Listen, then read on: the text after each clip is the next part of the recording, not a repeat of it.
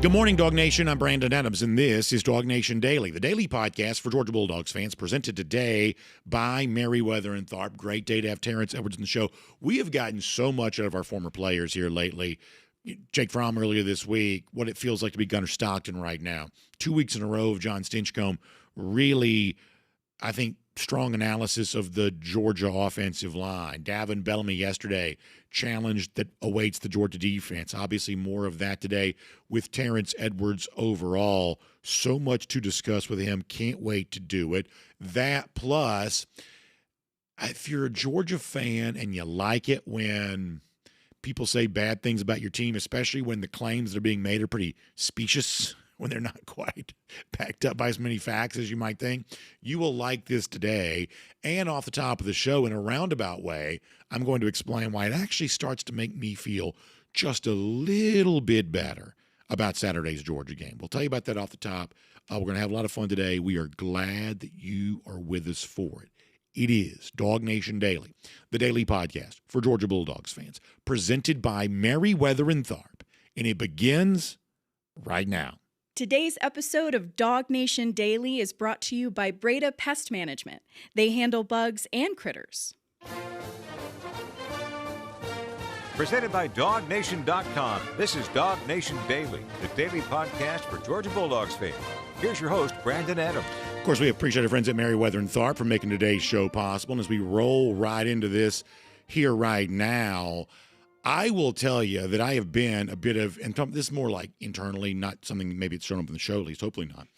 I have been a bit of a roller coaster of emotions as it relates to Saturday's game. For weeks, I think I've told you in some form or fashion that I've had some butterflies in what is my ample stomach about what might be in store for Georgia. I think it's become really difficult to win on the road in the SEC. I think last year that became apparent. Georgia's success, long-standing in Neyland Stadium, gives me some comfort, but not enough to just shrug it all off and say, I don't care what all these people are saying. This is going to be easy for Georgia. We haven't really been saying that around here, even though, broadly speaking, we're very optimistic about UGA and excited about what this season can be, what this game can be. We are not overwhelmingly confident because it's a season in which we're led to believe that Georgia loses eventually to somebody. And, emotionally, the fan part of you says, okay, well, that may happen, but please not this week to this team. You're going to find yourself maybe saying that a lot this season. A loss is coming somewhere, but there's really no team on the schedule that you feel okay about giving that loss up to. And that's one of the things that makes college football fun and special. However, as we get a little closer to the game, as the week progresses, I find myself in some respects getting just a little bit more confident in Georgia. And I don't think this is false bravado. I really don't.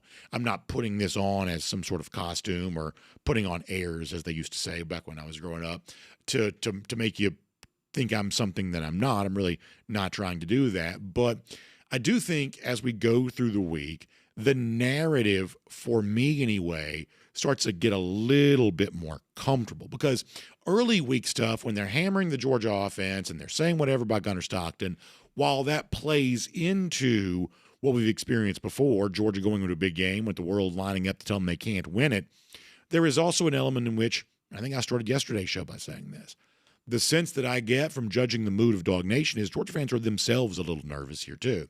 And so when some of the naysayers outside the program are saying whatever they say, there are some Georgia fans who might be in the position of reluctantly agreeing with some of that, and maybe not unfairly so.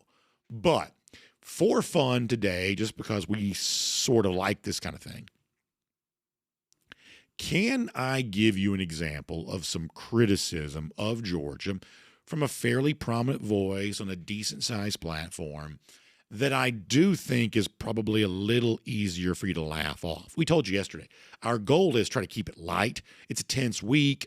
Obviously, there's a lot of fever pitch of emotion when you're playing a rivalry game, and Georgia fans themselves are sometimes at each other's throats. So we said, if we can keep it light around here, we want to. So can we all have a little bit of a sensible chuckle for a moment at national analyst. You know Rick Neuheisel. He's the former Colorado UCLA coach, been working at CBS for a while. I guess CBS still does stuff during the week where they talk about college football. Most folks have long since stopped paying attention to that since they don't cover the SEC anymore, but I guess they're still in business and trying to get folks to pay attention. And on TV this week, picking the Georgia-Tennessee game, I thought that Rick Neuheisel had, if I'm being honest here, no disrespect to Neuheisel, I've met him before. He's fine enough guy. I don't have any kind of issue with Neuheisel. But I do think this take in some respects is a little bit laughable. Here is Neuheisel's reason and the evolution of his opinion of why he's now picking Tennessee over Georgia. I actually think you'll like this. Take a listen to this. Whew. Had you told me I was going to take Tennessee in the preseason, I would have said you're crazy. But having watched a couple of weeks, I'm still concerned about Georgia. They played Marshall and they played Austin Peay, and yet they're still only averaging 214 yards a game rushing. That number, if they're really going to be a run team, should be up around 300 against those two teams. I'm wondering what's wrong. And listen, put it all on Gunnar Stockton, but Gunnar Stockton is now going on the road for the first time. He's played in some neutral sites, the Sugar Bowl and in the championship game, Mercedes, but that's largely a Georgia crowd as well. This is on the road. I just feel like Tennessee, when I watch those highlights, that looked more like a Georgia defense than the Georgia defense has looked thus far. Maybe I'm wrong because I think Kirby Smart's as good as they come, but I'm going to go with Tennessee. So there are two things about this that I find to be pretty humorous.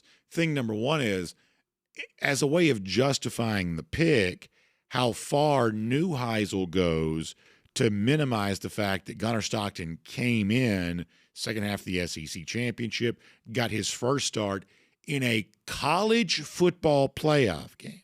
But Neuheisel there would tell us, yeah, but that stuff doesn't really matter because it was mostly a pro-Georgia crowd in these neutral site venues. And there were more Georgia fans than Notre Dame and Texas fans. I don't dispute that.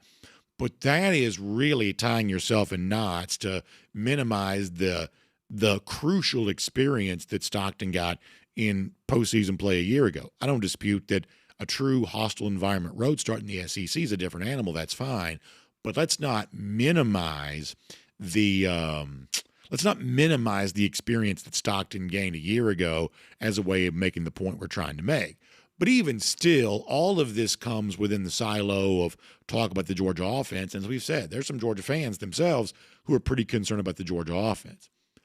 But how about the fact that Neuheisel also says, what about this Georgia defense? He says, so far, I think the Tennessee defense has looked more like a Georgia defense than the Georgia defense has. And I have no idea how this game plays on Saturday. I think it's a tough test for Georgia. I think that Tennessee's built itself into a formidable challenger. Previous history doesn't necessarily make me feel all that comforted about this game. All of that said, can we all agree for a moment that that is a laughable statement? That somehow through two games in which Tennessee's played East Tennessee State and played Syracuse, who it gave up 26 points to, a team that was so bad last week that their coach, Fran Brown, made him run sprints after the game in the stadium in front of everybody to see. You've seen that viral video. Well, Tennessee gave up 26 points to them, but somehow in the midst of all of this, Rick Neuheisel's like, boy, when I watch that Tennessee defense, that looks like a Georgia defense. Like, where's that even coming from? And as of yet, we don't quite yet know what the Georgia defense is going to be. But when it comes to bulletin board material, if there's ever been a group anytime ever that would have the ability to feast off some of that, you would be led to believe that the Georgia defense would be the group that'd be able to do it. This guy, and we have Georgia players tune in from time to time, this guy's telling you they're more of a Georgia defense than you are. Are you kidding me with that from Rick Neuheisel?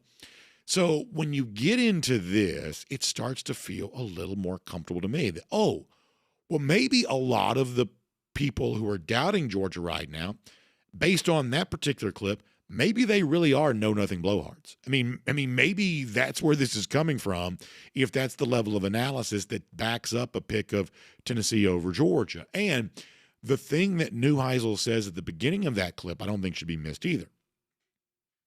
And as far as I'm concerned, this is not a throwaway line. He says, Boy, a few weeks ago, I wouldn't have imagined picking Tennessee in this game, and yet here we are, and that's what I'm doing.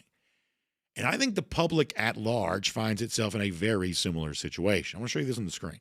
There's a guy named Todd Furman. I like his work. He is a gambling expert following trends and data within the gambling industry. And one of the things that he typically shares week to week is what you call early games of the year. Sometimes you hear them called look-ahead lines, whether you're in Nevada with the sports books there or even a lot of the national books that you find online. You know, at some point in the summer, May through July, they'll put up the biggest college football games of the year. You typically can't bet big money on them. You probably shouldn't bet big money anyway, but you typically can't bet big money on those games at that time, but they'll take some action on it, and it's a pretty, even if you don't plan on betting, it's a pretty interesting snapshot of the early impression of what the biggest games of the season will look like. And what Furman put on Twitter this week was, this is a snapshot of how these marquee games were priced at the Superbook, that's Circa, which is in Las Vegas, before the season started. And if you look and see, before this year began, I'm talking about back in the summer, Georgia was an 8.5-point favorite against Tennessee. This week, Georgia has mostly been around a 3.5-point favorite. Opened around 6.5, sunk like a stone. It has moved back towards Georgia a bit. It's bouncing right now between those two key numbers, but clearly well off the pace of where the market had this game before the season began, with Georgia as an 8.5-point favorite against Tennessee. And the question we ask ourselves is, well, what would cause that change in perception? And from a Georgia fan standpoint, people will say, well, you got to realize Gunnar Stockton's not been very good. Okay, if that's true, and that itself may be debatable, but for the sake of conversation, let's just say that's true, that Gunnar Stockton's not been good. Y'all, if you were on the internet back during the summer when most of the major websites were ranking their SEC quarterbacks or ranking their best players in college football overall, when it comes to SEC quarterbacks, Stockton was ranked almost at the very bottom. Many of these instances he was, at least in the bottom third.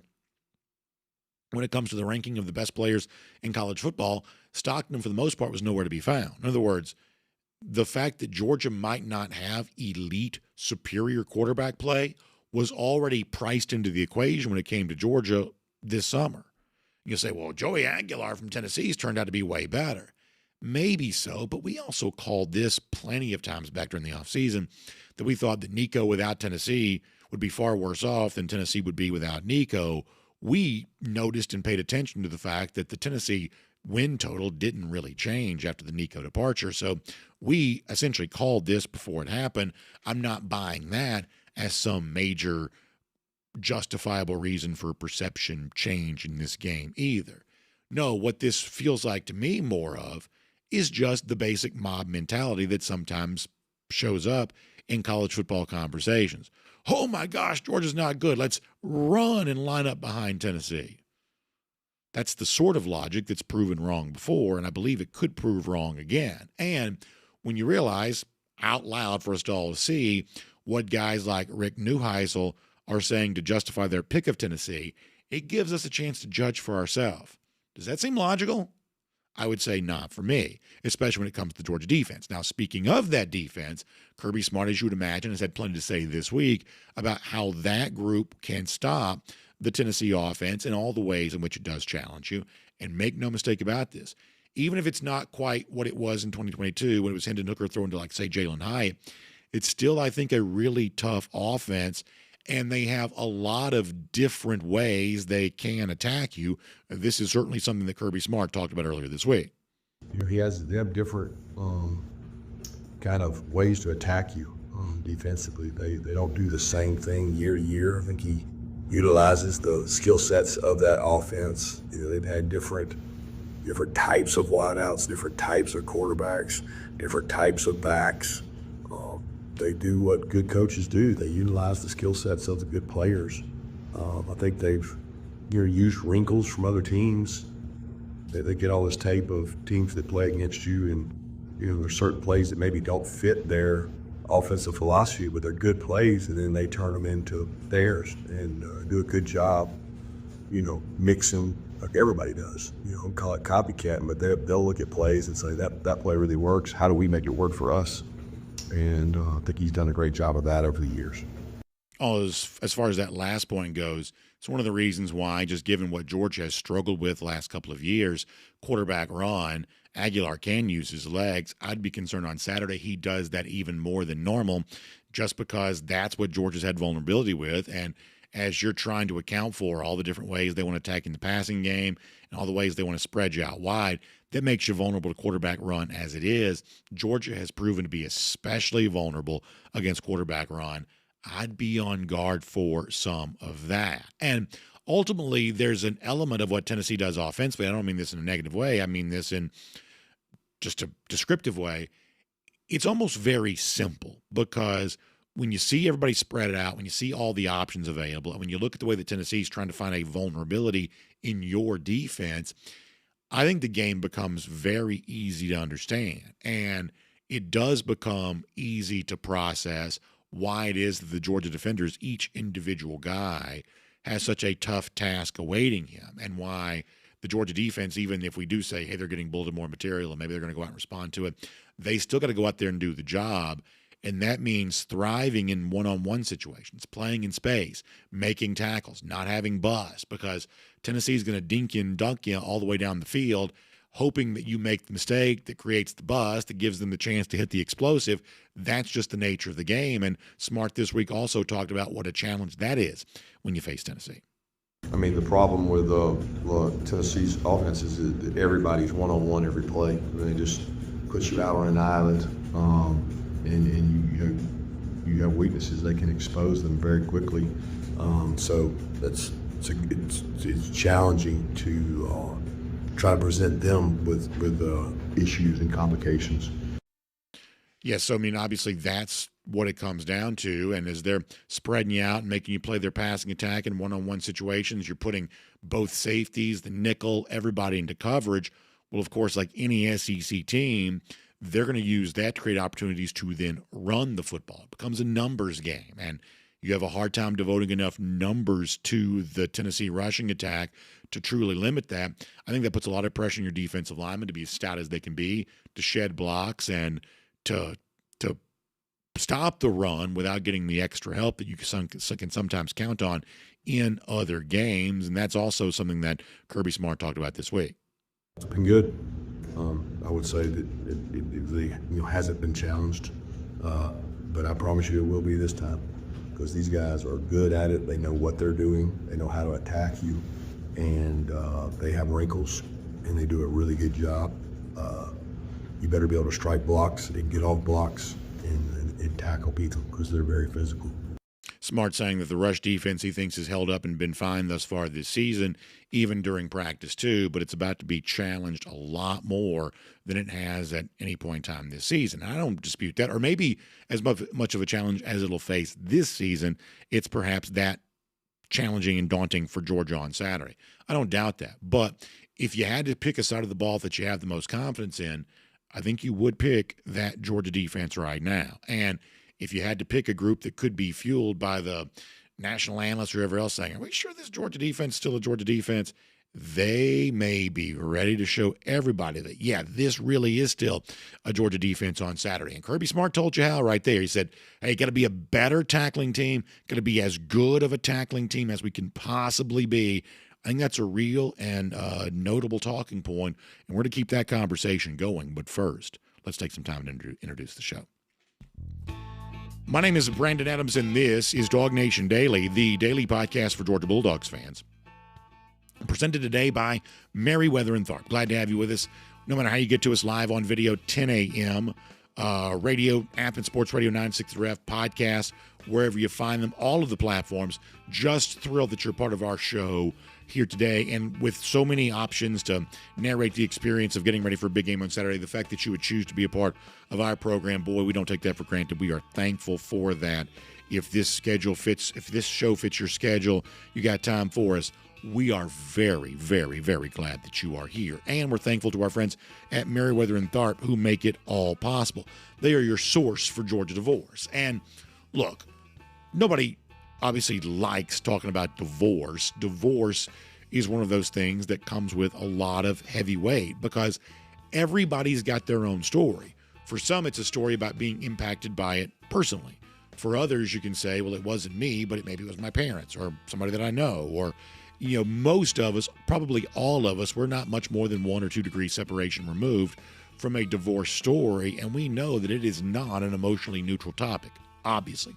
But our friends at Meriwether and Tharp, that's what they exist to do, to serve people in that time of need. And I'm glad that they do, because while I would love to say that nobody in my audience will ever have to get a divorce and their marriages will always be happy and everything's always going to be happily ever after, real life sometimes just deals you a different kind of hand. And at that point in time, you have to confront reality. And that's what Meriwether and Tharp provides for you, the chance to confront whatever real is for you as it relates to the topic of divorce, to answer your questions, to provide you guidance, to give you expert counsel, and really lead you towards what I believe is the most important thing of all, a happy and a successful next season of your life. And having dealt with thousands of divorce cases in the past, one of the things that Meriwether and Tharp has learned is, while situations can be unique, there's also a series of questions that shows up a lot. One of those is related to, how do I pay for this? What's this going to cost me? A level of cost certainty that people seek. And I think one of the things that demonstrates the generosity that Meriwether and Tharp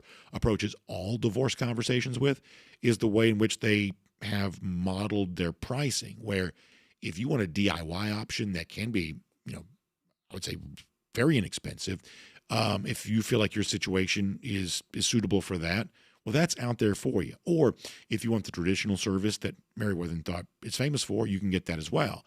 And if you want the model M&T level of service, which I believe, talking to some of their folks, is probably their most popular offering right now, where you get a flat fee price or a monthly subscription, that is out there for you too. It's a really clever and I think wise way to give people the peace of mind they need when it comes to the financial part of the divorce conversation. So I want you to find out more online. Go to GeorgiaDivorceTeam.com.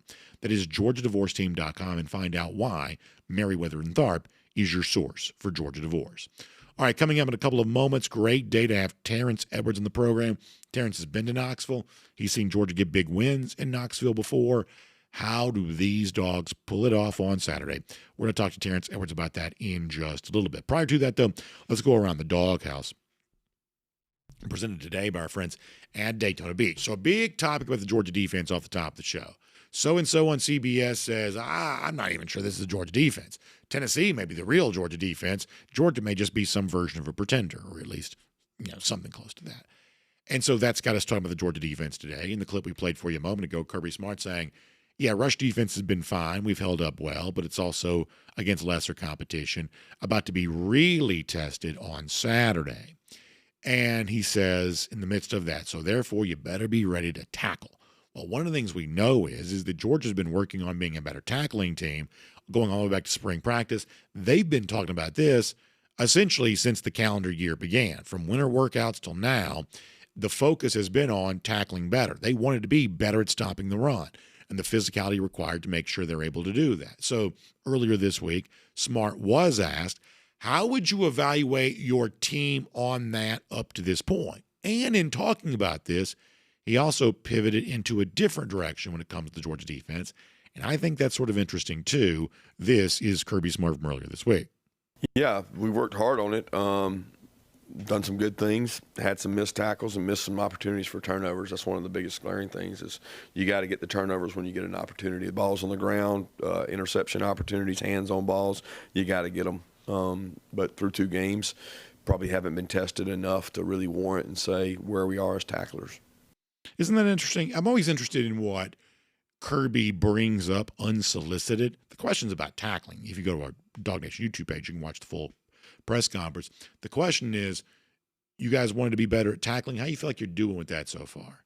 Smart starts the answer and then pivots to, yeah, but we got to get the ball free. We got to get some turnovers. We got to do that. We got to get some negative plays, which actually goes back to something we talked about on the show last week based on something that Kirby also said last week.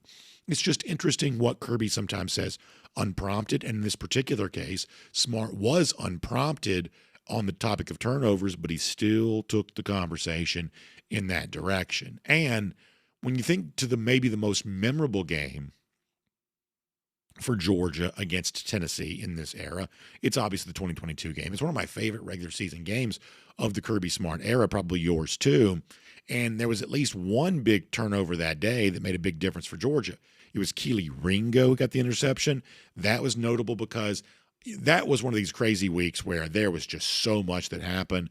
Do y'all remember the audio that leaked onto the internet that week of Kirby allegedly at practice? We didn't have video of this, but it was audio. Somebody recorded just really getting after Keely and criticizing him for being out of position during practice. And this is how Tennessee gets layups, or, just really getting after Keely Ringo. And some Tennessee fans revel in that, as this was Kirby, being, he was panicking and he was being worried. I think a lot of Georgia fans realize, no, this is Kirby coaching at his absolute apex, making sure his guys are ready to go. And lo and behold, stop me if you've heard this before, Keely Ringo got a massive interception in a very big game for Georgia. Did he ever do that prior to that? Oh, yeah, I guess he probably did. A little bit of a big game player, Keely Ringo got the interception against Tennessee. And Kirby Smart says, on them turnovers, I'd take one of them turnovers right now against these Vols on Saturday, which, if you'll allow me to be slightly self-serving just for a second, and I'm mostly just doing this for fun to keep the mood light.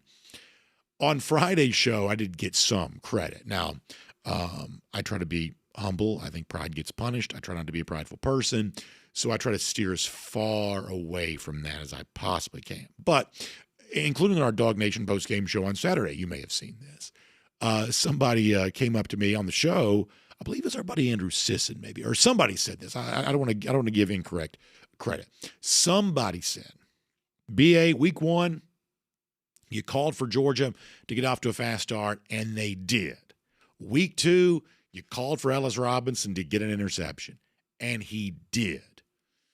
We've got to have you keep making these predictions. And along the line of getting turnovers, as much as the modest part of my soul takes pains to admit this, we did correctly call for Ellis Robinson to get the interception that he got on Saturday. And I would never make a claim without providing some evidence to justify that claim.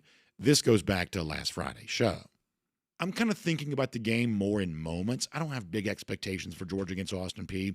I don't know how much we can really learn from this. But last week, Ellis Robinson made his first start for Georgia. We predicted that would happen. It did.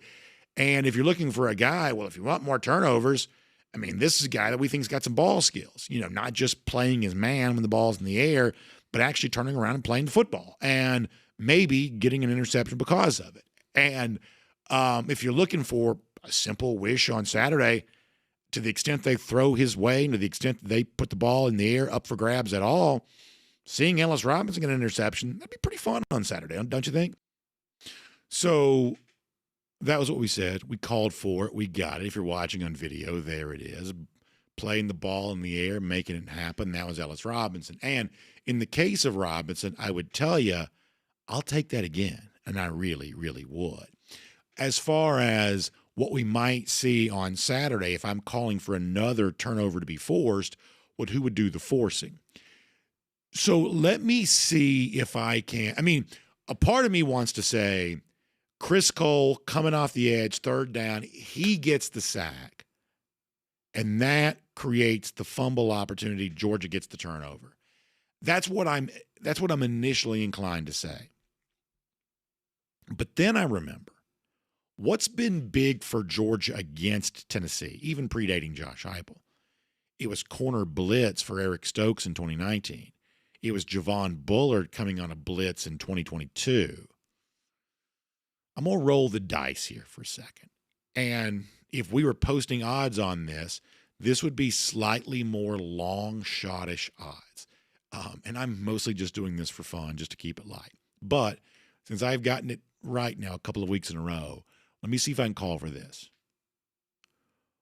What about KJ Bolden coming in on a pressure, getting a sack, and forcing a fumble? What about that?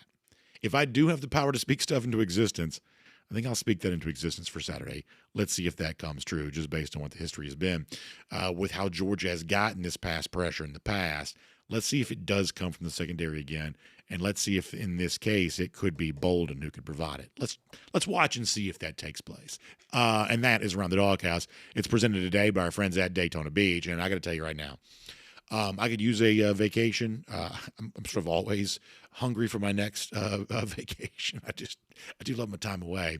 And the good news is for many of you, now I won't be doing this because I'll be at work, but for many of you, after the Georgia game on Saturday, you got an entire week coming up where the Dogs do not have a game the following Saturday.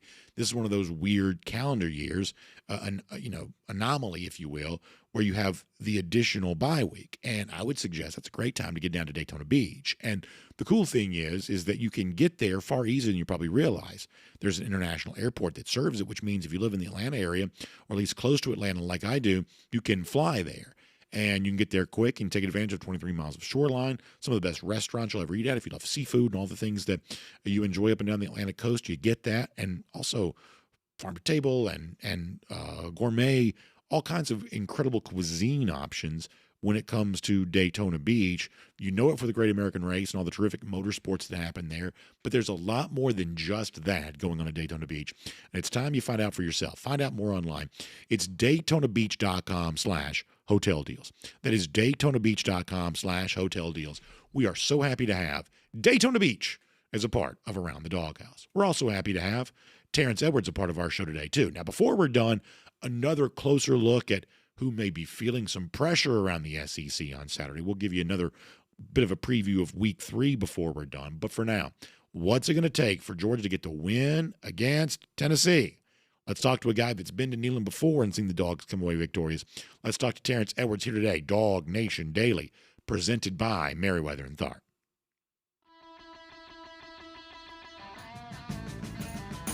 From Athens and across the SEC or wherever the recruiting trail may lead, here's a DawgNation.com insider. Let's talk to Terrence Edwards here. Always thrilled to have him, and there's obviously a lot to do as it relates to the current game.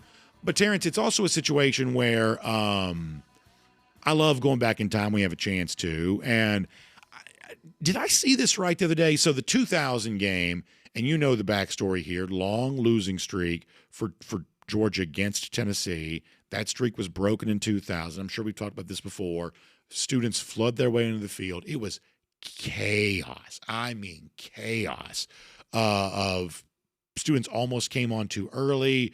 The goalpost being torn down before the game is over with. It was really a pretty shaky situation there for a while, but nonetheless, all is well that ends well, and that ended up being fine.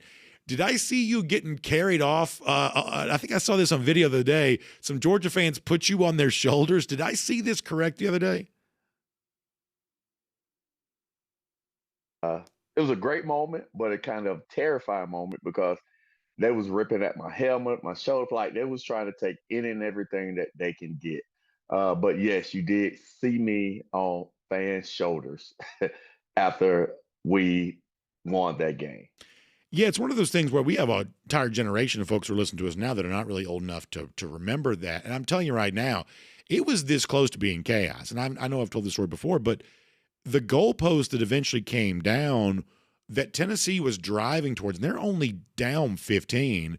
So it's a situation, I think it's 15. So they're driving. If it's a touchdown onside kick, I mean, by a thread anyway, they were still in this football game. Goalpost is coming down. That was bad enough. And then I think it's Tim Wansley who gets the game's final interception. And then when it's the live football, he's running with the football, and fans who had already made their way to the sideline, they start running on the field right then. I mean, it's one of those things where I get a little frustrated because the SEC is so heavy-handed about court storming and field storming and stuff like that. I just feel like it almost takes some of the fun out of the action. But concurrent to that, I also understand why they also make a big deal about it too, because it was a wild, almost too wild of a scene. The only time that I can ever think of, certainly in my lifetime, that Georgia fans stormed the field at Sanford Stadium that night after snapping a long losing streak to Tennessee. Yes, and a quick story for you. I had a coworker here at Mount Vernon yesterday. We was talking about that game, and he told me and made me feel old that was his first Georgia game in Sanford Stadium. So he got that? opportunity to see that game live in person as a kid. Now we work together. So that was his first game as a Georgia football fan. And what a special game for him to attend. it was a great night. It was a great night for, I think, Georgia Nation, for Georgia football. And it was so fun playing in that game. And I think I had over 100 yards in that game as well. I'm sure you probably did. And by the way, you and I are of a similar age. We know we're getting old when the photograph that we just showed on screen from the game, anytime the highlights or the photos are like 4:3 aspect ratio, at that point in time that when it's not the rectangular thing that everybody has today, that means that a lot of time has passed between now and then, unfortunately. Yes, when people see a lot of my highlights and they see Jefferson Pilot, they was like, what is that? So that is a different day and time. But Jefferson Pilot was the it thing back when I played. No So doubt. people like, what is Jefferson Pilot? Like, if you weren't there, you don't know about it. No, absolutely. So that's that. And before we get into the more modern stuff here, next year's the Hobnail Boot Game. I was lucky enough to attend it. An all-time memory for me, always will be. As a guy who was a part of that team that season, what does that mean for you? Because honestly, the following year, y'all would win the SEC, and you're really one of the best teams in the country. 2001, though, when you win at Tennessee, something that Georgia just had not been in the habit of winning, those big road games. To me, I think it demonstrated what Georgia as a program could be. What did it mean for you? It was big because we haven't won in Neyland Stadium in I don't know how long. When the last time, maybe it was Herschel when he was running over Jesse Bates or whoever. But it was just special to win that game in a fashion that we won because, like you said, we haven't won those games on the road in the fashion that we've won it. We've had the propensity to lose games the way that we did with Travis Stevenson catching a screen pass and going about 50, 60 yards for Tennessee to go up. And I think that was the loudest I've ever heard. The ground was moving. And for Randy McMichael to catch that onside kick, I think people do not give him enough credit for that play, giving us that field position to go in for Varane to catch the game winner. And Randy had another clutch catch on that drive as well to set up that play. So Randy, although we don't talk about him, he was just as instrumental in that drive than Varane catching the game-winning touchdown pass. It's really true. And, of course, I love Randy. I do a thing every week with them on 92.9 The Game. I'm a big fan of Randy McMichael, always have been. But even still, McMichael was huge on that. You're 100% right. He was massive on that drive that led to the Varane Haynes score. And it's about as Damian Gary punt return, McMichael, Varane's catch, the way that David played that day, it's about as clutch a football game as you're going to see Georgia ever play. It really is. I think so. I think we played well on all three phases. Damian with the punt return for a touchdown and the way a young quarterback handled the situation and that's just David. I've never seen David flustered or frustrated. So those moments for him wasn't too big for him. And I think the way that we prepared with Coach Rick kind of started the Mark Rick era of that's the first big road win, and it kind of just trampoline to the years to come, especially next year for us winning the SEC championship. So that game was kind of groundbreaking for the Mark Rick era. All right, give me one more if you don't mind, and then I promise we'll move on. But the heartbreaker for me, and I know you know this one too, you're a much younger guy then, your brother getting hurt in 95, man. And this is the thing that when Georgia finally broke out and had the success that it's obviously enjoyed the last few years, I'm just telling you, some of these games where you felt like you had a chance and you were just dying to see your team win on enemy soil like that. And, beating Tennessee in Neyland at the time seemed like such a big idea. And that night, I think it could have been that. Robert gets hurt, and the 95 season ends up being a bit of a lost year for Georgia. Bobo gets hurt. By the end of the year, you have Hines Ward playing quarterback, which was fun, but it gives you an idea, and he played well, but it gives you an idea of just how off the rails the season got. That Robert injury back in 95, when he had started that season off as I mean, a revelation. He had 5 touchdowns against South Carolina. This was the next great Georgia running back and would turn out to be that. But obviously, season cut short on the turf at Tennessee. Not the only Georgia running back for whom that was true. I know for your family, that probably to this day is still a heartbreaker. It is. I just think for Georgia, period, that 95 season, if everyone stays healthy, I think that could be a special season. I think they had the ingredients to be probably one of the top teams in the country that year with Robert at running back and Bryce Hunter, and that team was just loaded with NFL guys. So it was a heartbreaker to see Robert just go on the right sideline and just go down.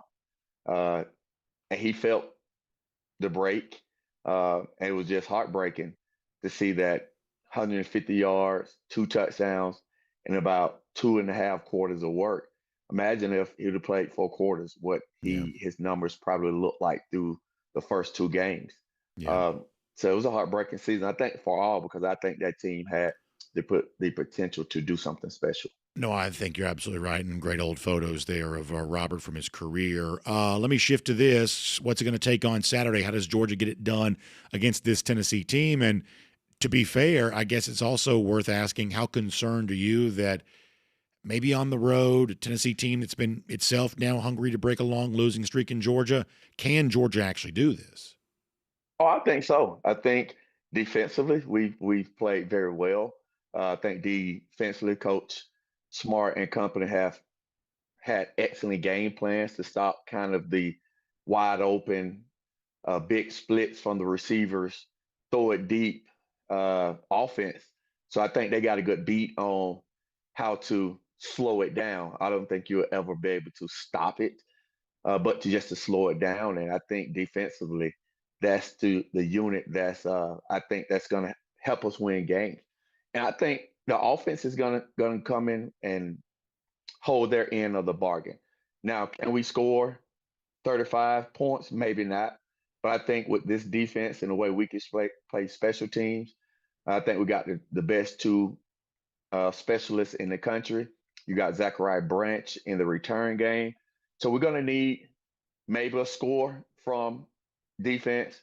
But I just think Garner's gonna play his best. I think a lot of people was critical. I was a little critical because there were open receivers. I think Garner just gotta let it rip like he did last year. Can't play passive. Just go out there and see the receivers and let it go. He can't try to play so perfect where he don't want to make mistakes. He got to go out there and just play the game that I've seen Garner play from high school. He just got to be confident in himself, and I think he will be fine. So I think Garner breaks out this game and have a game that we all look for him to have. If there was a receiver, or maybe 2, that you would say, boy, you got to go to these guys in this game, I'm thinking I probably know who your answers might be, but is there 1 or 2 guys that you said, boy, got to push that button on Saturday?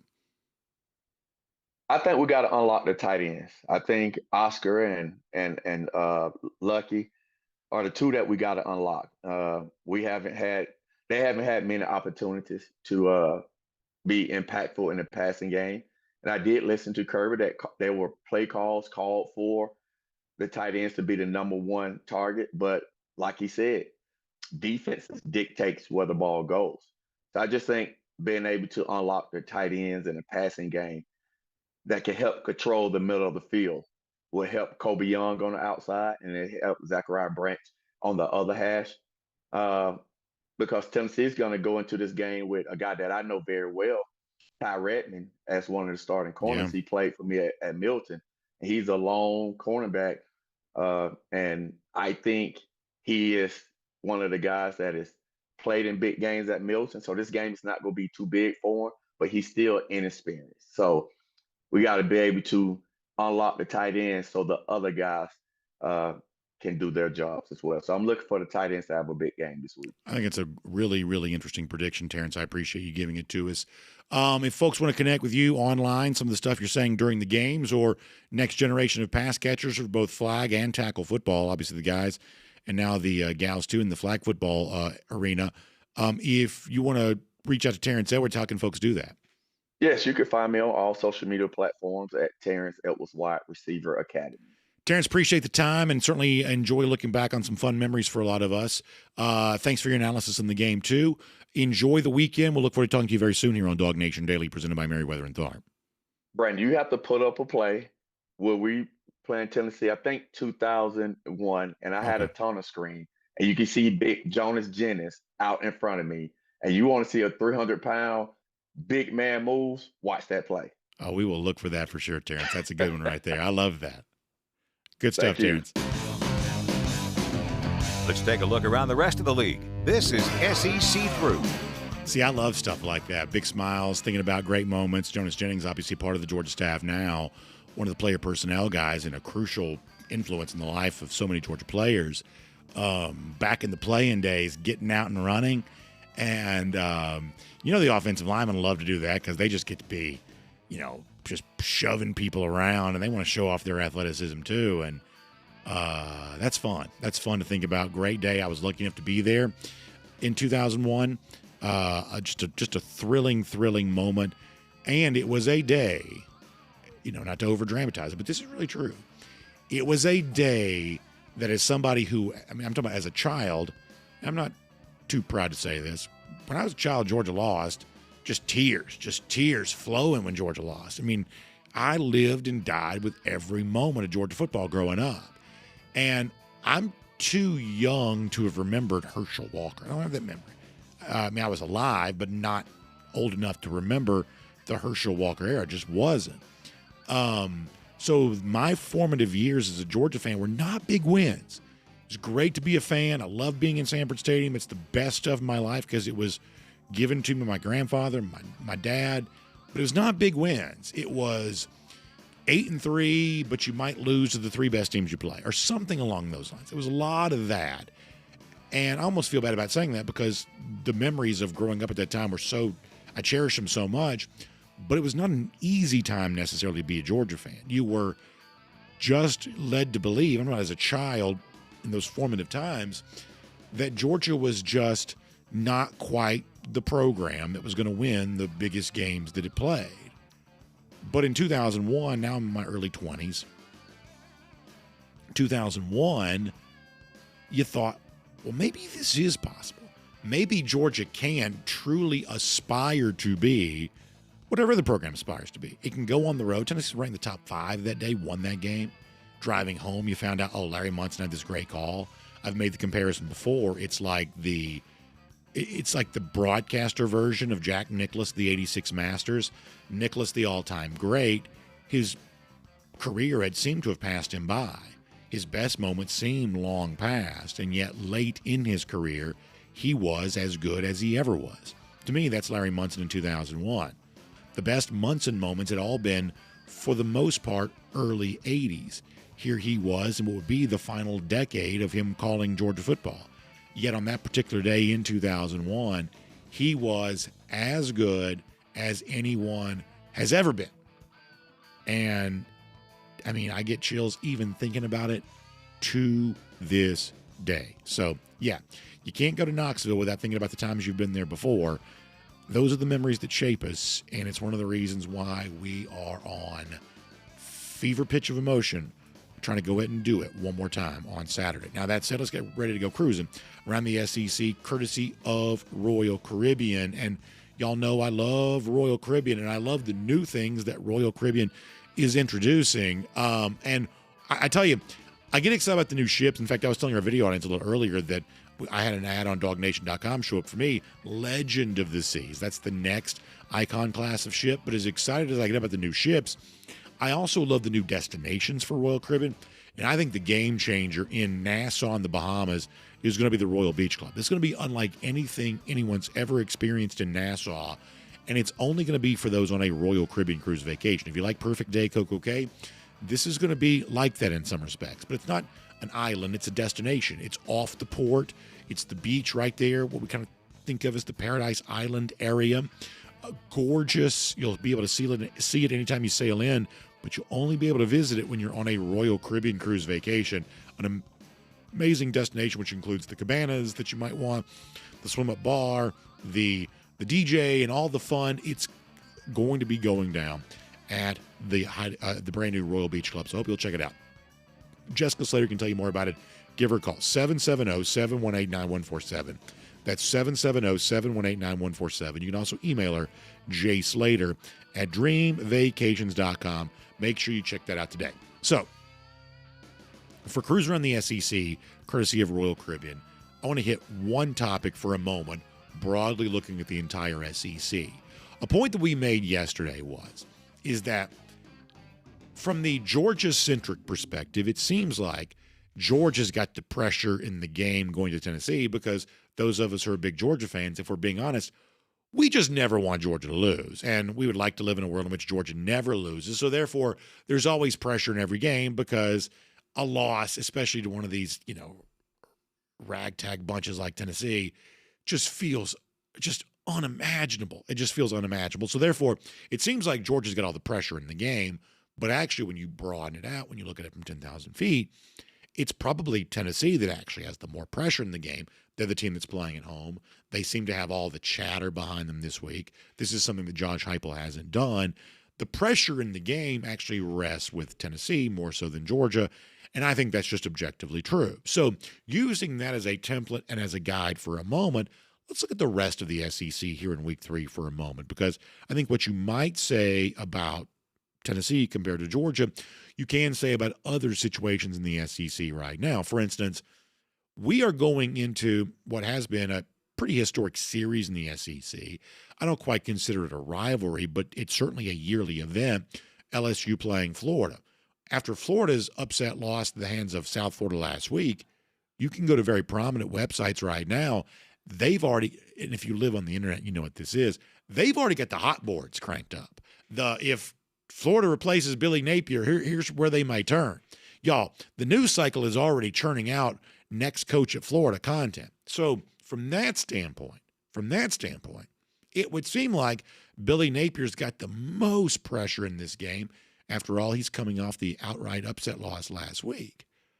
But I don't think that's the case.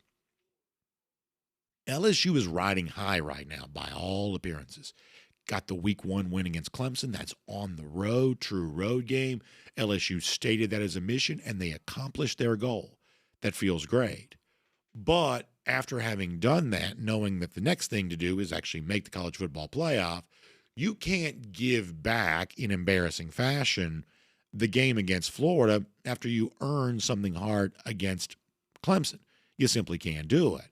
And last year, LSU lost a game at home. They failed to cover another game at home. That we think of Death Valley being this place that, what was the old Les Miles line? And I love this, the place where dreams go to die.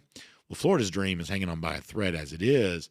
But LSU also, if we're being honest, hasn't exactly been bulletproof necessarily in Death Valley. That's not exactly been the place they can't lose or can't struggle at. And on Saturday, they definitely don't need to. They definitely need to avoid that at the hands of Florida. So I would say in this particular game, more pressure on LSU probably than exists on Florida. I think that's probably true. As far as other pressure in the SEC, while Kelly may have some pressure, I don't think he's got the most pressure of all, though. I would also keep my eye on Kalen DeBoer a bit here, too. Alabama hosts Wisconsin. Wisconsin is terrible, I think. Alabama is about a 3-touchdown favorite. But at the same time, do you really feel confident in what you'll see from Alabama, given how bad they looked against Florida State? And given that they need right now more than just a win, they need to show that they can beat Alabama again. Now, from a Georgia fan standpoint, I still think Alabama 2 weeks from now is tough for Georgia no matter what. But from the rest of college football standpoint, I think folks are wondering, is Kalen DeBoer it? Does he have a quarterback in the case of Ty Simpson? Can Ryan Williams live up to what we're told is a $1 million plus NIL deal, but not really probably a great game necessarily against Florida State? Alabama, I think, on Saturday plays with some real pressure. I'll also say for Ole Miss, who didn't lose to Kentucky last week, but it was closer than it was supposed to be. They dominated Arkansas last year. I think folks are still trying to figure out what Ole Miss is. I think they have some pressure probably too. But overall, if you're asking me who has the most pressure in the SEC this weekend, I think it's Josh Heupel 1. And I think for Brian Kelly, Florida seems to be coming in as a wounded animal because of its loss last week to South Florida. You better make sure you don't give back any of the goodwill you earned for yourself in week 1. That may be the most interesting storyline. There's also A&M going to Notre Dame. And as I've been telling you, I have a hard time knowing exactly what to I'm having a hard time figuring out Texas A&M right now, but that's certainly a fan base that could use a good win. Fun weekend, I think. A little bit better depth of quality games than probably existed in week 2. We will make that cruising around the SEC, courtesy of Royal Caribbean. And before we get ready to wrap up today, I want to welcome a brand new sponsor, what we're doing here at DawgNation Daily. And I can tell you this. One of the things about my job is I drive a bunch. I have a long commute coming to work every single day. I'm going to be driving to Knoxville on Saturday. I go to high school football every Friday, obviously going to Athens a lot on game day Saturdays. And every now and then you need to stop for a pick-me-up. Sometimes the car needs fuel. Sometimes you yourself need fuel. Well, when I'm looking for a place to stop, I'm looking to go to Circle K. I'm so proud to have them as a part of DawgNation Daily because and DawgNation as well, because I have been to Circle K many times in the past, whether I'm out running errands or just whatever I'm doing. Circle K is always a great place to stop in and get the pick-me-up that I perhaps need. They got the Polar Pops if you want to quench your thirst there. It's the large size fountain drink.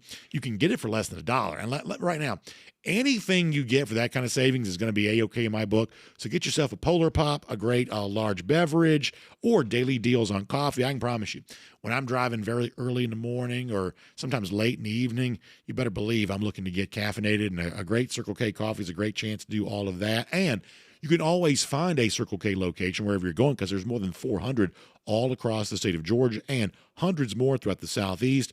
They keep you fueled up. I'm talking about literally and figuratively. We love our friends at Circle K. Fast, convenient. It's always there for DawgNation when you need it most. And if you want to get the best overall experience, make sure you download the Circle K app and you can find a location close to you.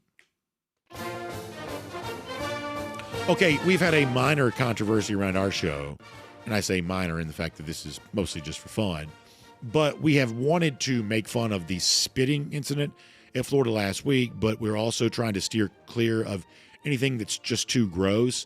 I do think, and there's even more, we've gotten so much feedback on this, there is a growing movement for some sort of what's called a spittoon.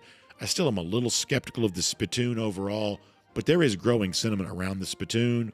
Although we got a completely different idea from a very, I would say, industrious Georgia fan. Matt Lazenby writes in to say, BA, how about a play on words so spit isn't gross? Think about the spit that's like the barbecue setup where you put the Gator on the stick that turns its way around the fire. Have you ever done a pig in the ground or something like that? You roasted it on a spit, put the Gator on that. I don't think that's a bad idea at all. He calls it the Silver Spit Award. I'd say that's pretty clever overall. He also gives you hashtag golden shoe, hashtag silver spit, hashtag go dogs, hashtag Gator hater. Matt Lasby, very clever idea. I like that, man. I think we'll definitely take that into consideration. Certainly a cool image and a very good idea. And if nothing else, a very clever play on words. Either way, we know these Georgia Bulldogs can be roasting up Florida later on this year. How about 1,769 days? That's how long it's been since Florida's beaten Georgia. That is our Gator Hater Updater. Hope you all have a great day. One big show tomorrow to get you ready for game day. Then it's DawgNation Invasion after that. Can't wait for it. We'll see you tomorrow. DawgNation Daily, presented by Merriweather and Tharp. And on video, time now for the R.S. Andrews Cool Down. R.S. Andrews, when you turn to for your air conditioning, heating, plumbing, electric needs. They show up on time. They do the work that's promised, the price promise. You can trust them on all of that today. All right, let's see what's going on. I believe the talk about Robert Edwards may have unleashed a Georgia running back discussion. I do think that Robert is the most underrated Georgia running back of all time. I believe that's true. My list of all-time backs at Georgia would be obviously Herschel 1. I have Nick Chubb 2. I would put, I think, Todd Gurley 3. And honestly, late in the show, I'm probably a little punchy to make an effective list after that. Did you see Gannon Hurst, who is on the team now, Garrison Hurst's son, who was on a podcast making the case for his dad as the greatest ever? And it was one of these UGA, all the players are in there together. Yeah. He's up there, but I love that he was making the case for his dad. He's like, y'all don't even know. Yeah. So there's nothing to me better than that. I love the fact that Gannon Hurst thinks his dad's the all-time great. That's what I'm here for every day of the week. I love that respect for your father, and boy, easy guy to have respect for. I also will take it to my grave, hopefully a long time from now, but I will take it to my grave. Garrison Hurst should have won the 1992 Heisman Trophy. That is a big sticking point for me. One of these days, and Cody's pretty good with stuff like this, maybe we'll find a way to make the old school, can we do like the VCR tracking type effect? Maybe one day we'll go back and do old school debates as if DawgNation Daily existed a long time ago. And we'll definitely debate why in the world Gino Torretta's winning the Heisman Trophy over Garrison Hurst. I promise you that was a hot button issue for me up and down the halls of my Green versus Shockley. We could definitely do that as well. Although we do like both those guys. So, but I can promise you my early days of high school for me, I'm going up and down the halls. Anybody who would listen, there's no such thing as podcasts back then, but I'm basically doing podcasts in people's face of how in the world is Garrison Hurst not winning the Heisman Trophy? And even back then, people call me BA. It's like, all right, BA, go to class. I can promise you I was doing plenty of that back in the day. Utilizing Terrell Davis. We got it. That's exactly right. And Cody, I think you know this as well, speaking of Garrison Hurst, and obviously his son's on the team now. His nephew is also a terrific running back at Prince Avenue, and I think a junior running back now. I think it's going to be a major discussion for Jordan in this 2027 class. At least I hope so, because I think he's a very good running back. The Hurst family has, the potential anyway for much deeper roots in Athens in years to come too. Yeah, Andrew Beard's going to be a lot of fun. Jeff's all over that on Before the Hedges. For sure. That. One more thing before I leave you. By all means. I believe this is the moment Terrence was talking about as we hopefully don't get a YouTube strike. It's so blurry. How could he? But Terrence on a little screen. He's got the big lineman. Jonas, I think, is at the top there. I think it's big great. Lineman out in front blocking for him. No, I think that's great. I was there that day. That's awesome. I love the fact that all these years later, Terrence still giving credit to his offensive lineman. And I love, for these young folks who don't know, guys like Jonas Jennings as a former player. They just think of him as a guy that's on staff now. I love the chance, photographically here. And honestly, if we get a YouTube strike for a still frame, then, I may have to give a piece of my mind to Well, and the guy, I love how it's the guy who posted doesn't own it. And it wasn't CBS yeah, that exactly. put it up. Yeah, that's actually a great point. Here's a topic for back in the day, DawgNation Daily. Mm-hmm. Will a Georgia running back ever be great wearing a number as high as 47? Oh, that's a good one. Yeah, that's exactly right. It's also one of those things, too, where there are several numbers for Georgia that have good history with multiple players wearing them. 47 is an example of that. Edwards, David Pollock, the kicker, Todd Peterson, also wore 47 for what it's worth. 19 randomly. Yeah. Dan Jackson wore 47 for a while, right? Dan Jackson. I think he eventually switched, but he wore 47. 19 is the other big one. Charles Grant, Hines Ward, Brock Bowers, golly, yeah. I'd say that deserves a mention in that. Did Trayvon Walker wear 19 for a year? Did he wear 19 as a freshman? I think of him in 44, but maybe he did. I'll have to look it up. I want to say maybe I'm wrong. But yeah, some of those numbers have, multiple eras of history behind them, which is fun.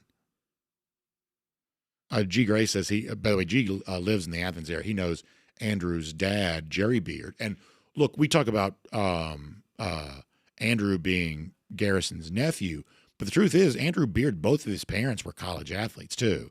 Talk about good genes. When both parents are an athlete like that, that's just good genes. That's just good genes.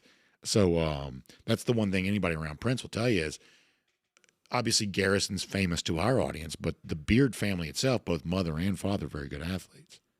So D-Mart says Trayvon only wore 44. I wonder where I got the 19 from. I wonder where I got that from. By the way, thanks for the fun conversation today, y'all. I appreciate that. Nice to be able to keep it light here.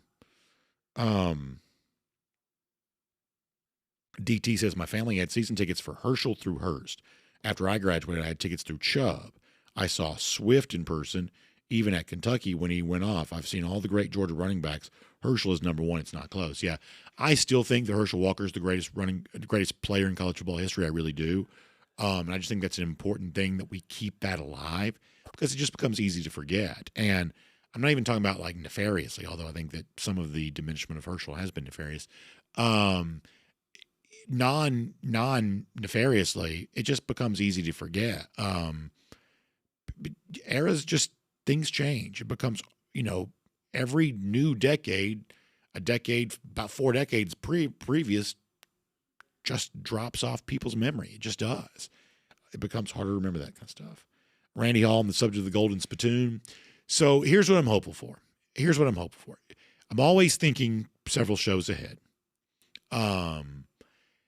Here's what I'm hopeful for 1,000 reasons, but in this particular case, I am really, really hopeful that Georgia can get a win on Saturday so that people will be in a good mood next week so we can have some fun with the Golden Spittoon. I'm just really, really hopeful because it's just nice to keep things a little light at the end of the show. Not everything has to be super serious. We like to keep things light when we can. It's going to be hard to keep anything light if Georgia loses on Saturday because it's going to be an apocalypse.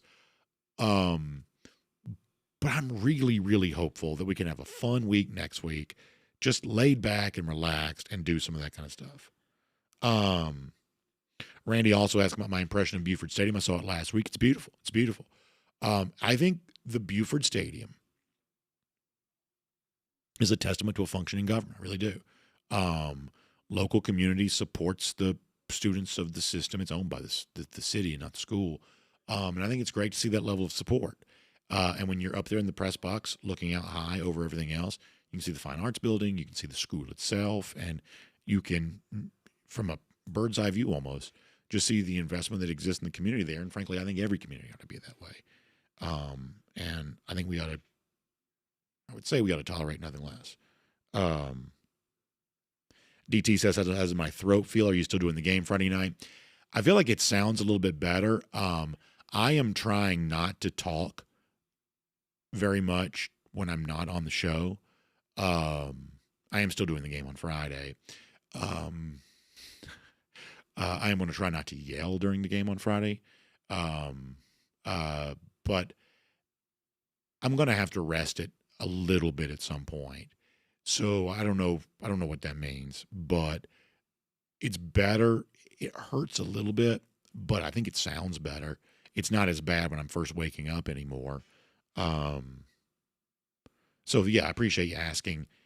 It's one of those things I do try to take seriously. This is pretentious, but it's my instrument. The sum total of my ability to provide food for my family, and my family likes to eat. The sum total of my ability to provide food for my family is through my speaking voice. So I got to make sure it keeps on working.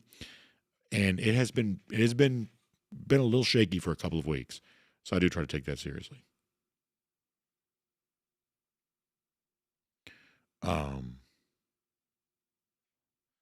DT says just text from inside your home. Yeah, maybe so.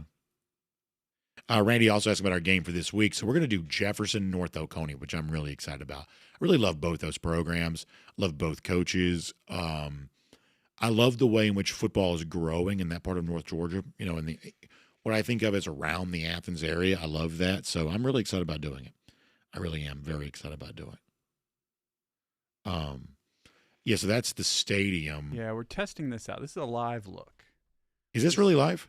This is a live weather cam that have given us access. So that's credit amazing. to weatherstim.com and their shot. So you can see some of the kids moving around, students, but sometimes it does that. So we're still trying to work out the kinks. Okay, that's amazing. I think that's really fun. And see if we can use that, maybe on a game day or maybe as we get closer to a big game. I think that's gorgeous.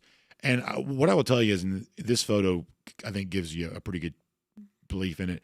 Y'all don't care about where the press box is and the media and stuff like that. Georgia used to have, and I think I've told you this before, it used to have a press box that was so beyond the best seat in the house. Like you could not watch a football game from a better angle. It was also open air, which I really appreciated because you could just hear the crowd and you really felt like you were in the best seat in the house. It's not a surprise. They have turned that into a very high dollar booster area now. Not a surprise, just given how valuable the real estate was. Lucky to have it for as long as we did. However, the one thing I will tell you is about the new press box, which, if I'm being honest, it's just not as good as the old one was. But that's fine. I'm just thankful to have a place to sit, so whatever. But the one thing I do love about the new press box is you see how, like, this elevated shot gives you a real sense of the rolling hills of Athens and how gorgeous and picturesque, not just the architecture is. I mean, the University of Georgia has, I love, classic Greek revival architecture, things like that. Stuff that looks important and I think celebrates the best of antiquity, which I believe is important. There's so much of that around the University of Georgia campus, but the actual landforms themselves are also beautiful. And when you're in the new press box, given the way it's situated, given how high it is, the large windows, man, it's a view of Athens I've never seen before. And so while I miss my old press box, my old seat, I had the best seat in the world. I mean, you could not, I don't care how much money you've given to Georgia, you didn't have a better seat than the one I used to have. You just didn't. I had the best seat in the entire stadium. I really did. That's never destined to last, of course. And I miss it. You'd be an idiot not to miss it. It's just gorgeous. An unbelievable experience right there at the 50-yard line. But the one thing I do like about the new press box is I do think it gives you an incredible appreciation for how pretty campus is, how pretty Athens is, and you are, confirmed once again how special of a place it all is. All right, let's get a couple more. George on tap says, I damaged my coffee table in Texas when Robert got hurt. He was running all over people. Yeah, and that's what that era of Georgia football was all about, George, and you'll know this. George on tap I'm speaking to. You'll know this. It's a lot of those near misses. Games that could have gone a certain way but just didn't. There was just a lot of that. So much of that, unfortunately. And I remember being in my living room it was my house then. Think of it as my parents' house now, but it was my house then, and just heartbroken. There was a lot of that back then. All right, let's get some Facebooks. Once again, how special of a place it all. Chris says if they were born 20, 30 years later, I'm not sure what he's actually referencing there. Bryant Whitaker says the Braves saved Georgia sports in the 90s, starting with the 91 worst first. Yeah, this sounds really dumb. I totally acknowledge this. But you got to understand something. Speaking from the perspective of a kid, I was in the 8th grade when the Braves went worst to first. The only Braves team I had ever known, you got to understand this. You got to put yourself at my age, which is essentially the same age my son is now, weirdly enough. You got to put yourself at my age. Major League Baseball was, along with college football, the most important thing in my life. I could have told you every player in Major League Baseball. Back then you could have every baseball card. I had them all. I felt like I had Major League Baseball by the throat. I watched Braves on TBS, Cubs on WGN. We had WOR back then, or at least we'd had it, WOR. By that point in time, it was starting to disappear off some cables. 89 is when the ESPN package started, so now you could see American League games on a regular basis.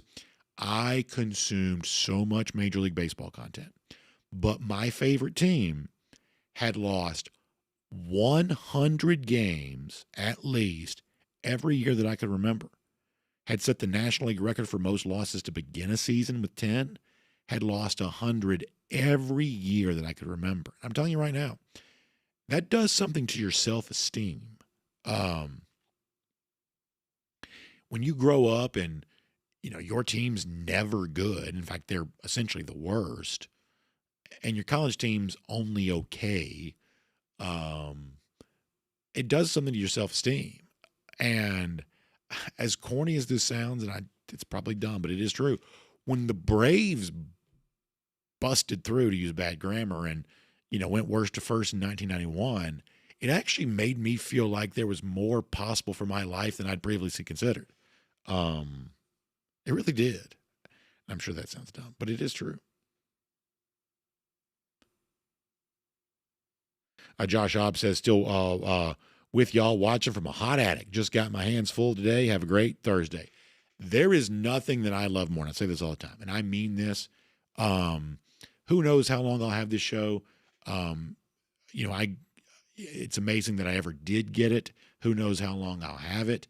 But while I do have it, what fills me with pride is that people are doing hard work in hot attics with their hands full of lumber and building supplies and stuff like that. The fact they would let us keep them company while they do their thing. People who do real work with their hands, creating something out of nothing, moving a big thing from here over to there. There is nothing that I take greater pride in than that. I appreciate that. So if you're out there driving a truck or building something today or just making it happen in life, generally speaking, we are very, very thankful that you are here, because it is real work like that you do that makes me feel like the work we do perhaps also matters just a little bit too. All right, a couple of more comments. We're ready to go. Matt Rukavina says, and there are some things that I have weirdly hot takes on, and I try to keep my opinions to myself. But architecture is something that I feel very strong about. It is. And nobody wants to hear my hot takes on architecture. I can promise you that. Much like the uniforms or the font that Georgia uses, I have a lot of opinions about architecture. And I'm not going to get into any of them with you here right now, other than to agree with my buddy Matt Rukavina that there is a gigantic difference between North Campus and South Campus, and the eras that produced those buildings, a dramatic difference in them, and it is certainly noticeable. It is certainly noticeable.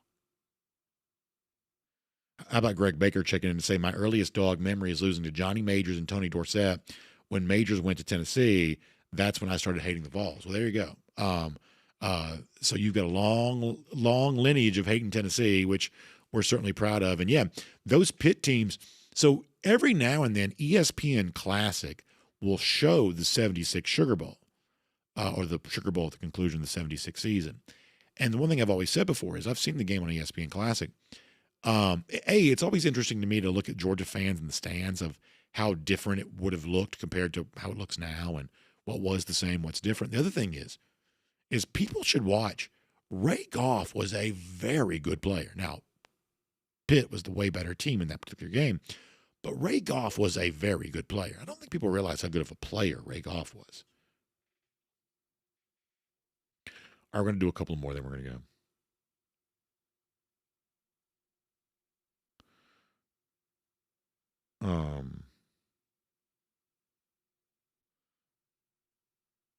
Wayne Kirkland says, I'm grooming Connor to be the next voice of DawgNation Daily. Let me tell you something. God willing, in good health, I plan on still doing, Vince Scully worked into his 90s.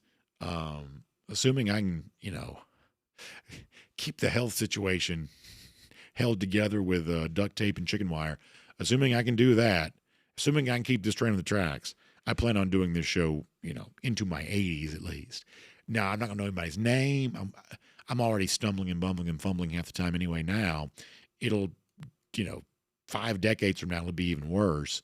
But God willing, there will be no retirement. That is the plan. That is the plan. So there is no grooming of anybody for the next one. One day, if you ever watch Succession, you know what that is on HBO? I'm sure one day my son will stab me in the back and try to take it from me. But much like, you got to watch the show to know that. But anyway. Jerry Popham checking in. All right, let's do a couple more. Get ready to go. Final comments.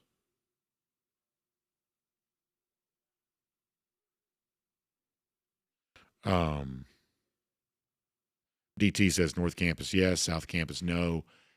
That's got to be a universal opinion. I mean, it has to be a universal opinion, right? And you see the same thing walking around Atlanta. It's like, boy, this is a gorgeous building built from a really cool era.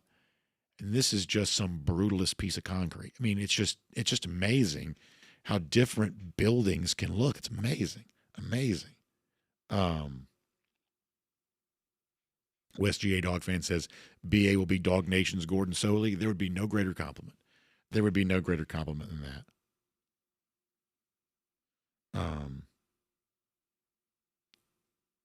Senior Dog 54 says about the only thing that Europe has over America is our architecture. Ours is awful. There's plenty of bad architecture in America. I don't deny that. And some of that's just really sad that classic buildings were just torn down. I mean, it's really sad to go back and think about the gorgeous, intricate structures that were just torn down. A period of time in America where anything old just needed to be destroyed.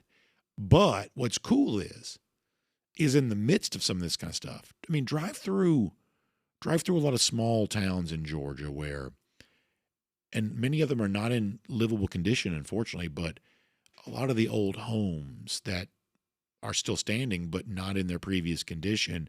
But you think about the woodworking and the care that went into the building of this.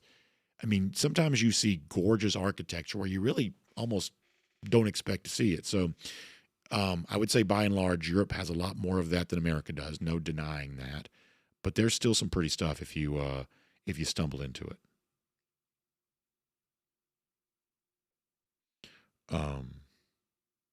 By the way, Lee Burkett can take it back to sitting on the train tracks, the old train railroad people, as the great Irk Russell once called them. But what a thing that would be. Lee, one of these days you'll have to tell some stories about that. Those fit for broadcast anyway. No doubt.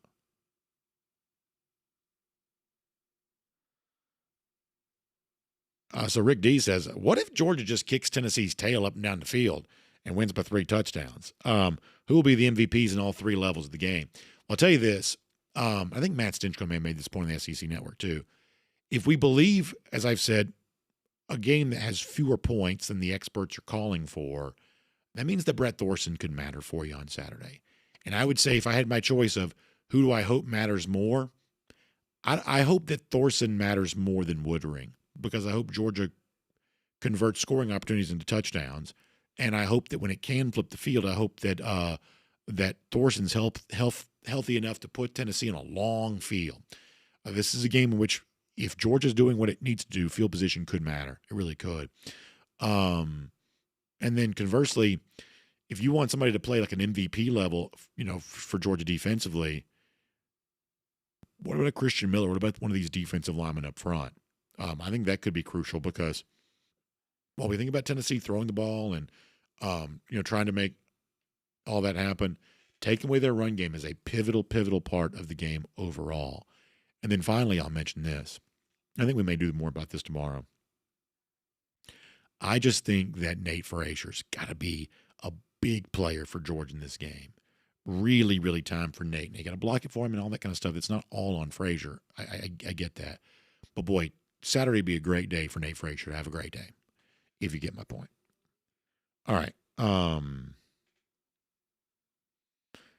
DT says that Mercedes-Benz Stadium is better than the Georgia Dome. I would say that's true.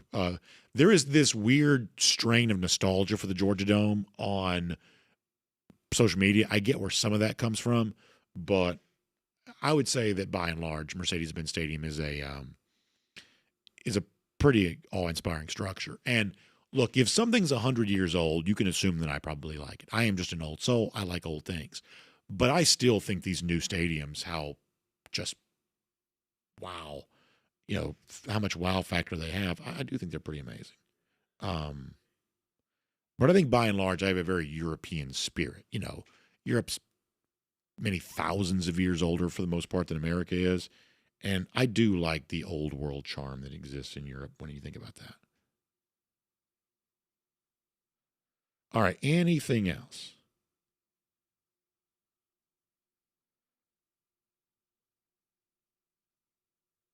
Yeah, Ken Holcomb remembers Ray Goff as a player. How about YouTube one more time? James Ansari gets a good point. The poor Falcons have been in Mercedes-Benz Stadium. That stadium now is not really new anymore. It's been around for a while. As James points out, the Falcons, I think, are for the most part still waiting for their first moment in the stadium. Boy, that's not good. That's not good. Scott says it's a little difficult to get in and out of Mercedes-Benz Stadium. I've had some experience with that. I mean, not to sound like a, whatever, but most of my experience has been as a member of the influential member of the broadcast media, so I don't have as much experience going through the main gates, but I have done that some, and I'd say it's a little challenging. That's probably true. By the way, Bo Molinari remembers the Astrodome, because we've come a long way since then. Yeah, when the Astrodome was first built, it had glass. You couldn't see in there. Josh Skelton, speaking of getting Nate Frazier off, says you got a block at the second level for him, and that is true. Got to have a few of those. Foster Moss says, do you think, I guess I've missed this question. I'm sorry, Foster. He says, do you think that Dan Mullen, UNLV will make the playoffs? I guess I don't. I wasn't very impressed with them week one. I haven't really seen them since then, or I guess it was week 0. Haven't seen them since. They don't seem to have much of a defense. And I would say that right now, the group of 5 team most likely to make the playoffs is probably South Florida. There will be others that will have their say, but I thought that, at least in the week 0 game that I watched them, I thought they'd be better than they were. UNLV does not seem to have much defense. Does UNLV play UCLA this week? Is that right? Is it UCLA that UNLV plays this week? Or am I just completely making that up? All right. Anything else? But yeah, Foster, I'm sorry. Okay, so they beat UCLA. Okay, yeah, so they beat UCLA in week 2. Okay. Oh, going into MAC territory for that game. And listen, I'm not going to lose my mind over beating UCLA. Okay, I'll get a bye week prior to Miami of Ohio. So, I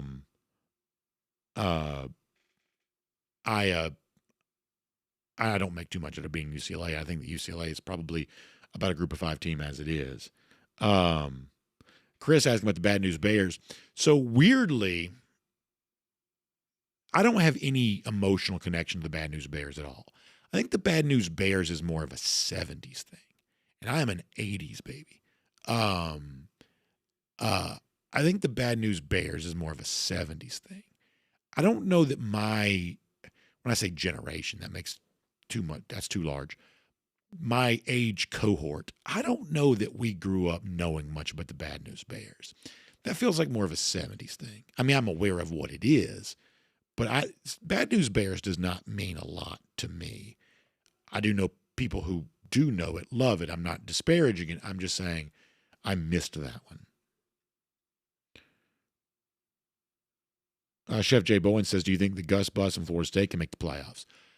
I think Florida State's problem in recent years has been they just don't take their ACC games very seriously. Sometimes doesn't seem like. So if I had to guess, I'm guessing there's regression from them at some point, but I reckon we'll see. But that would be my guess. Chris says he's an 80s baby too, but that is a classic. I don't deny it's a classic. I have seen most classics. I guess there are some classics I probably haven't seen though. Jeremy Harbin also getting on me with that too. Yeah, I mean, while I am a fan of classic cinema, there are probably some classics that I have not seen, and I don't have a lot of living experience with the Bad News Bears. Probably should though.